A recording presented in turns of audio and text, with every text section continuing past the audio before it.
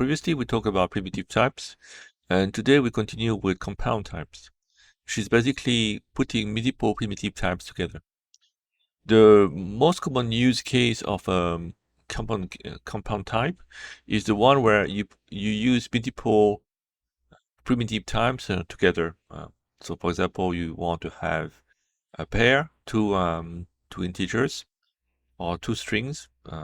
For two integers or two floats would be example would be a point, which has two coordinates x and y.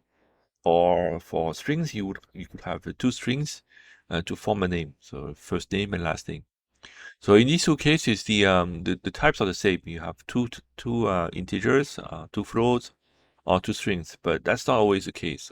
Obviously, you can have cases where you need an integer and a string. For example, to form an address where the string would be the street name and the number would be the name, the number of the house. So this use case is so common, having the need for multiple instances of a type, that Rust offer not one way, not two ways, but three ways to do it, and they slightly differ based on the naming of some elements. So let's see the most common case, which is when everything has a name. So that's called a struct. And you form a struct by using the keyword struct, followed by the name of the type that you're making. So for example, if I make a 2D point, I can call it point 2D and have two fields of type float. Let's make them integers on a moment. So i32 and y is also i32. So you may notice that here, when we define a variable with a type, we put a column and the type. Like when I did something like this, the compiler put, not the compiler, but the environment put the i32, hinted i32, by exactly the same syntax. So instead of having that, I could have done i32. It's a bit more verbose, but if you look at the source code, you will see the type there. So that may be an advantage in some complicated cases. Most of the time, you will not see the type explicitly put. It makes the code easier to read without these kind of annotations. But for types like this that you define, you have to specify the type, and they have to be put with the syntax. All right. So this is a struct. So the first type of compound type where everything is named. The name of the type is there, and the name of the fields are also there. The second kind of compound type of these, they're called product types, by the way, because if you using i32, why not do i32 and u30? So i32 or i32, the range of elements that you have for point 2D is the range of the first variable multiplied by the range of the second variable.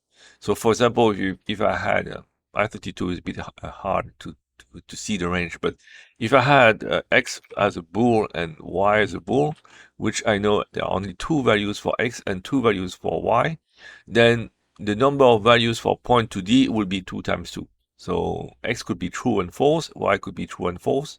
So point 2D could be true, true, false, false, true, and false, false. And the name is for this type is called a product type. I think it comes from math, but it's not something very important to remember. So, but if you see a product, if you see this written as bool times bool, it's because of it's because of that. Right? So let's go back to i32 and i32. The second kind of compound type, product type, is the one where you don't name the fields. Right? So let's see that now we want to have a point 2D. So let's call it another point 2D. Let's call it point, where x and y are implied to be the first member and the second member. In this case, I would define it like this. I would define it like that. So you can see it's a little bit different. You have a semicolon at the end, and you don't have braces. You have parentheses, normal braces, and of course the name of the fields are gone.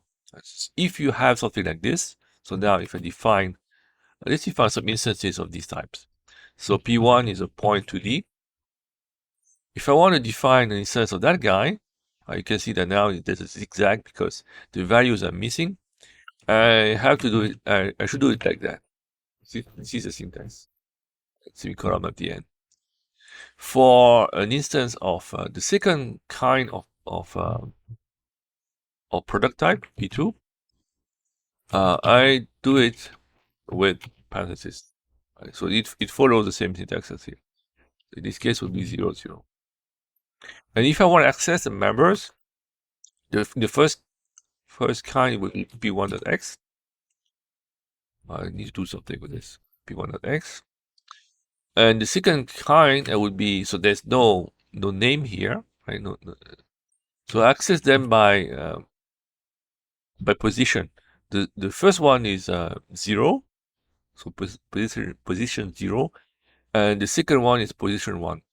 Like everything in Rust, indexes start at 0. So the first one is actually .0, and the second one is .1.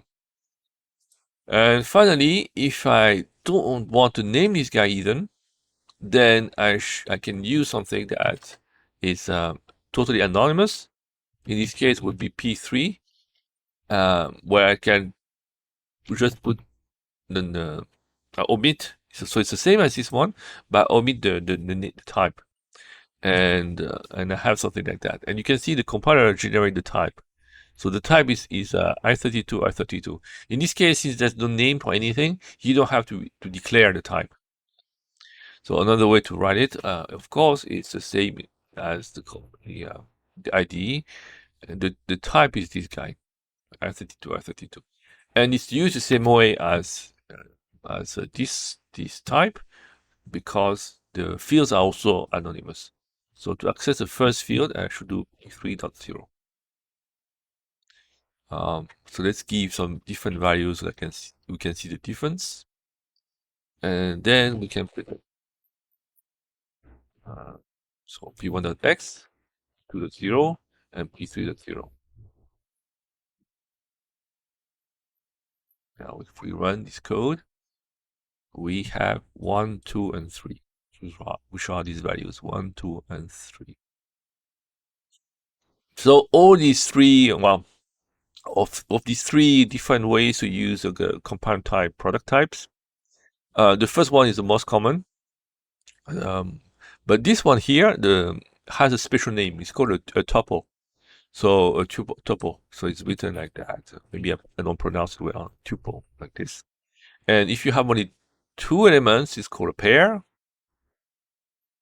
And then triplet. Then I think they are named for four, but it's so uncommon then that it's not worth remembering. And if you make a function that has a parameter, for example, if I make a function, so we'll see a function in another video, but very quickly, if I declare a function that has parameters, so for example,